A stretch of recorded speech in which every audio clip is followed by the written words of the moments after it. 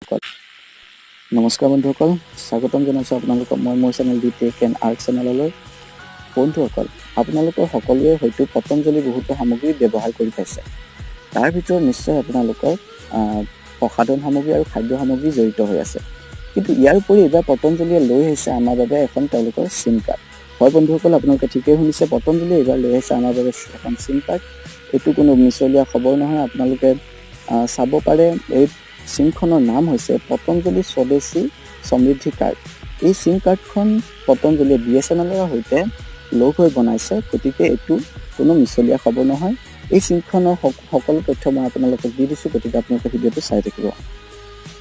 বন্ধুসকল, এই চিমখন আপোনালোকে যদি লয় তেনেহ'লে আপোনালোকে 144 টকা ৰিচাৰ্জ কৰিলেই সম্পূৰ্ণ 30 দিনৰ বাবে ডেইলি 2 GB আৰু ডেইলি 100 SMS আৰু তাৰ লগতে সম্পূৰ্ণ ফোন কলসমূহ আপোনালোকে ফ্ৰীত কৰিব পাৰিব। ইয়াত কোনো ৰোমিঙৰো চাৰ্জ নাথাকে।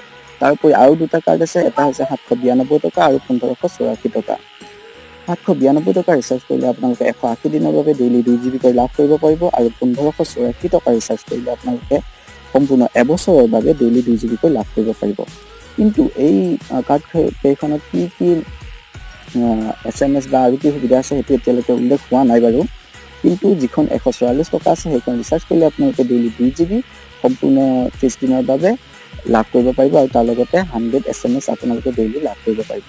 এই চিমখন আচলতে 4G হ'ব নে 5G হ'ব তাৰ কোনো উল্লেখ এতিয়ালৈকে কৰা নাই।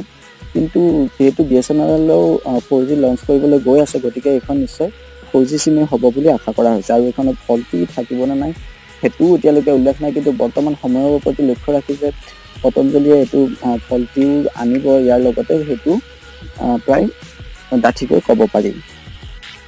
কিন্তু এইখিনিয়ে নহয়, পতঞ্জলিয়ে এই চিমখনৰ লগত আৰু কিছুমান সুবিধা দিছে, সেইটো মই আপোনালোকক কৈ দিছোঁ।